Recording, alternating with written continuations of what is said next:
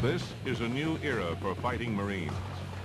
Yesterday's large conventional operations against massed forces are being replaced by tactics directed against enemies who don't wear uniforms, who buy their weapons over the internet, and who are setting up in the hardest battlefield of all, the asymmetrical threat in the city. Project Metropolis of the Marine Corps Warfighting Lab is aggressively developing new training methods and capabilities to enhance our intelligence, communications, mobility, logistics, and fire support systems for urban warfare. Project Metropolis is conducting a series of experiments in the urban environment to get the street smarts we need to beat the enemy on their own turf. But as valuable as these experiments are, they do not include live fire events, scenarios that would quickly demonstrate that concealment does not equal cover. Researchers at the Naval Surface Warfare Center, Dahlgren, Virginia, under direction of Project Metropolis of the Marine Corps Warfighting Lab, recently conducted a series of live fire tests to demonstrate the effects of a variety of current weapon systems against typical structures found in the urban environment.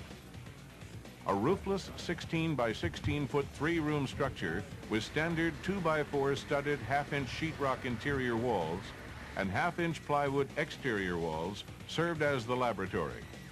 The front wall included a section for replaceable impact panels of brick and cinder block.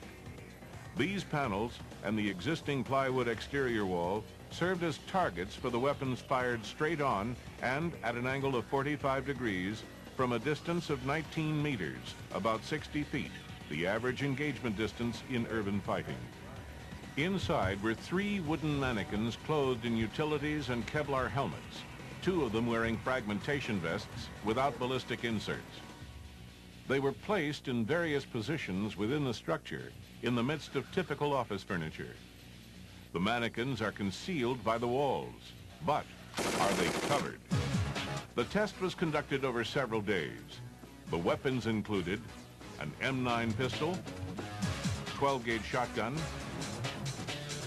AK-47 assault rifle, M16 rifle, M249 squad automatic weapon, M40A1 sniper rifle, M240G medium machine gun, M250 caliber heavy machine gun, M82 special application scoped rifle, M203 40mm grenade launcher, and an M67 fragmentation grenade. As a group, these weapons fired single rounds and bursts against the different types of walls concealing the mannequins. This video shows the results and also includes previous similar tests using a Mark 44 30mm chain gun and the shoulder-launched multi-purpose assault weapon, or SMAW, against several types of barriers. A 9mm pistol was fired to show its effect on interior walls and adjoining rooms. A 3-round burst shot through an open door, went through an interior sheetrock wall at a 45-degree angle, passed through a mannequin without fragmentation vest, and lodged in a metal desk organizer. Even at a 45-degree angle, the burst of AK-47 rounds penetrated the brick exterior wall from an angle of 45 degrees, again throwing up a spray of dangerous fragments as they embedded themselves in the rear wall of the first room. The AK-47 easily penetrated plywood, cinder block, and brick exteriors at 0 and 45 degrees. The rounds generated secondary brick and block missiles as they entered and, in many cases, passed through the test structure. An M16 rifle was tested against the 3 building facades. A single M16 round, fired from straight on, passed through the plywood exterior wall, through a metal bookcase, through a mannequin with its fragmentation vest, and through an interior wall into a second room where it lodged in the rear wall. A burst of M16 rounds went through the plywood exterior, a mannequin with fragmentation vest, and penetrated into the rear second room, where they went through a metal cabinet and into a mannequin without fragmentation vest. As they exited the mannequin, the rounds dispersed into a 5-foot area in the rear wall of the second room. Three 3-round bursts from the M16 fired directly at the cinder block wall penetrated the blocks but did not enter the room beyond.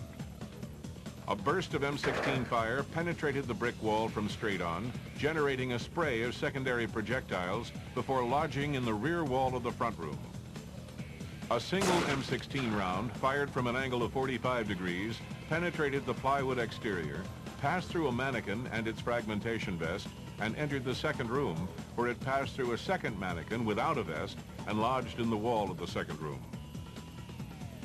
A burst of M16 rounds from 45 degrees penetrated the plywood wall, went through the mannequin with a fragmentation vest, and penetrated into the second room.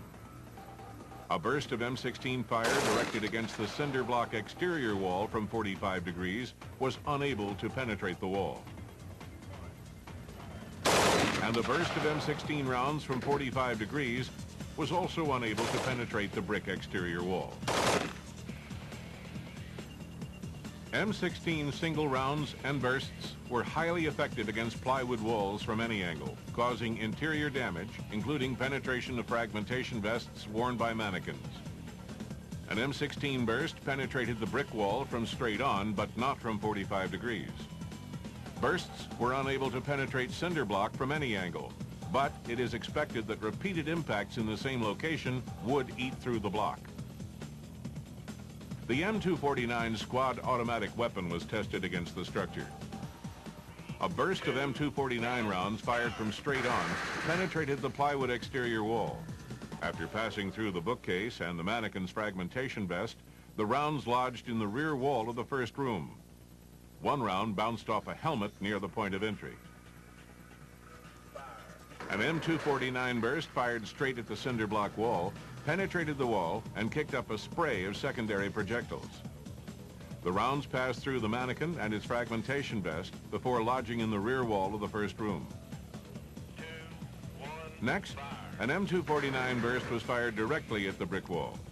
A few rounds penetrated the wall, breaking off secondary brick missiles that lodged in the rear wall of the front room, along with the rounds. Serious or possibly lethal wounds could occur if personnel were in the line of fire. 3, 2, 1. When the angle was shifted to 45 degrees, a burst of M249 fire easily penetrated the plywood exterior wall. The rounds passed through a mannequin and its fragmentation vest, went through the rear wall of the first room, and then exited the structure through the side and rear walls of the second room. Rounds from an M249 burst failed to penetrate the cinder block wall from an angle of 45 degrees. Also from an angle of 45 degrees, a burst of M249 fire was unable to penetrate the brick exterior wall. However, with this and other smaller caliber weapons, it is expected that with continued hits, the rounds would eventually eat through the walls and make their way into the rooms beyond. From straight on, the M249 was effective against the plywood and cinder block walls, but less effective against the brick wall. From an angle of 45 degrees, M249 bursts passed through the plywood wall, but did not penetrate the cinder block or brick walls. A single shot from the M40A1 sniper rifle was directed against the plate glass window to indicate obvious danger when fighting in these conditions. From straight on, an M40A1 round penetrated the plate glass and passed through the left cheek of the mannequin, exiting the rear of the mannequin's Kevlar helmet. The round continued into the wall and furniture of the second room and passed completely through the structure. The M240G medium machine gun fired bursts of rounds against the test structure. A 10-round burst fired from straight on passed through the plywood exterior wall and then penetrated a bookcase and mannequins wearing fragmentation vests. The mannequins were knocked back 3 to 4 feet as some of the rounds continued into the second room, where they passed through a mannequin without armor before exiting through the rear wall of the structure. An M240 burst fired directly at the brick wall, made a 2-inch entry hole in the wall as the rounds ate their way through the brick and continued through the entire structure. Some rounds penetrated a wall locker and lodged in the rear wall. Any personnel in the line of fire would have incurred serious or lethal wounds. An M240 burst was fired directly at the cinder block wall. The rounds ate their way through the block, making a 2.5-inch entry hole in the wall. The rounds created secondary missiles from the back side of the block wall. Projectile fragments penetrated the neck of a mannequin wearing a fragmentation vest. Secondary missiles lodged in the rear wall of the first room. There was no penetration into the second room. Fired from an angle of 45 degrees, an M240 burst passed through the plywood wall and a mannequin with fragmentation vest. The rounds continued into the second room, where they exited the structure with a large dispersion pattern. Rounds from the M240 fired at the cinder block wall from 45 degrees passed through the exterior and interior walls to exit at the rear of the structure. Not all rounds of an M240 burst fired from 45 degrees were able to penetrate the brick exterior. One that did passed through a mannequin with a vest and continued into the second room, where it went through a desk organizer before exiting the structure through a rear wall. Bursts of M240 medium machine gun fire were able to penetrate all exterior walls and cause damage within the test structure. At a firing angle of 45 degrees, the brick exterior wall offered some resistance to penetration. The M2HB 50 caliber heavy machine gun was fired directly against the cinder block and brick walls. At 0 degrees, an M2HB burst went straight through the cinder block wall and everything beyond, leaving large holes in all the walls and causing severe damage to any object in its path. Another burst of M2HB rounds produced large holes in the brick wall, showering fragments into the first room. Projectile holes in the rear wall of the room indicated that the rounds were tumbling after penetrating the brick wall. The rounds continued through the entire structure, leaving large holes in the walls. At 45 degrees, an M2HB burst penetrated the block wall with similar results. The rounds passed through the first room, showering it with fragments. They went through the back two rooms, passing through anything in their path, leaving large holes in the walls and furniture before exiting the structure. A burst of M2HB rounds penetrated the brick wall, went through a mannequin with fragmentation vest, and showered fragments into the first room. The rounds and fragments passed through the second room, creating a large dispersion before exiting the rear wall of the structure. Bursts of M2HB 50 caliber fire at 0 and 45 degrees blasted through both brick and block facades and continued through the entire structure, leaving heavy damage in its wake. An M82 50 caliber special application scope rifle was also tested. A single round from the M82 fired directly at the plywood wall penetrated the wall and passed through a mannequin without fragmentation vest. The round ripped through the torso of the mannequin before exiting the rear of the structure. The fragmentation vest would have had little effect on the results due to the terminal effect of the projectile. The M203 40mm grenade launcher using an M433 high-explosive dual-purpose HEDP round was tested with direct shots against the three types of walls. An M203 round struck the plywood wall 4 feet from the bottom and created a 10 to 14-inch hole at the point of contact. Secondary fragments entered the front room. A single fragment, believed to be the small shaped charge jet at the front of the fuse, passed through the entire structure. An M203 round penetrated the cinder block wall about 3 feet from the base. The shaped charge jet passed through the first room, entered the second room where it lodged in a metal desk. No secondary missiles were observed entering the room. The shaped charge jet and an M203 round penetrated the brick wall about 4 feet from the base, sending many secondary missiles into the front room. Fragments embedded themselves in the rear wall of the room. The M203, using M433 high-explosive dual-purpose HEDP rounds, penetrated all 3 facades, sending plywood and brick fragments into the rear wall of the first room.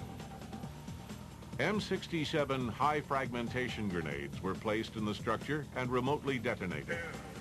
An M67 grenade set off in the center of the front room blew out windows, pulled up the plywood floor, and peeled sheetrock walls away from their studs.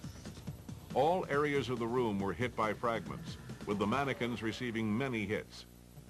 Fragments penetrated into the second room.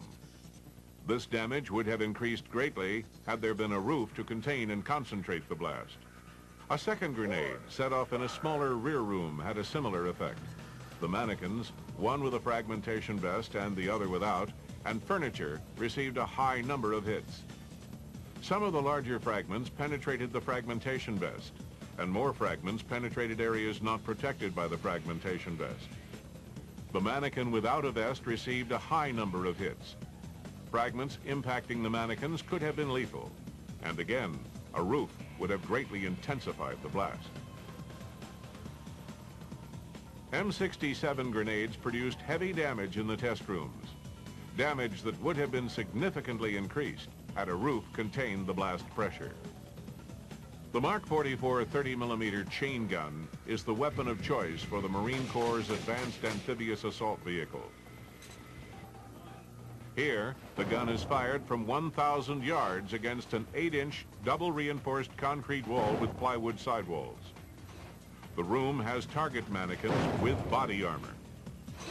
Rounds detonated in the front wall, sending secondary missiles from the wall and round fragments into the room. Some fragments exited the rear wall of the structure. Against a brick and cinder block wall, the 30mm rounds detonated in the wall, sending secondary missiles from the wall into the room and fragments from the rounds through the rear wall. Fired against a bunker, multiple 30mm rounds penetrated through the bunker, destroying the impact point. The 30mm chain gun effectively penetrates reinforced concrete walls, combination brick and cinder block walls, and sandbag bunkers at ranges up to 1,000 yards. The SMAW is a man-portable 83mm rocket system for use against bunkers, urban targets, and light armor, with ranges up to 500 meters or about 540 yards. Here, SMAW is fired against a triple brick wall from 250 meters or about 270 yards. The warhead blows a 14-inch diameter hole in the wall and dispenses blast overpressure and secondary missiles from the brick into the area behind the wall. Fired against a tank, the small rocket puts a 10-inch diameter hole above the tracks, sending secondary missiles and blast overpressure inside, which could in turn cause secondary detonation of ammunition and fuel. Here, SMAW is fired against a sandbag bunker from 250 meters or about 270 yards.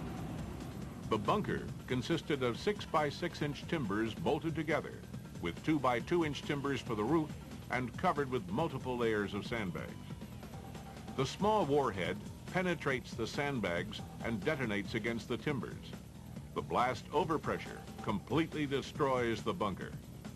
Different weapons and different types of structures will produce different results, but these limited tests show conclusively that both smaller and larger caliber weapons are able to penetrate urban-type walls and reach the personnel behind them. As Marines train to fight more effectively in cities, the most likely battlegrounds of the future, one of the most valuable lessons they can learn is that concealment does not equal cover.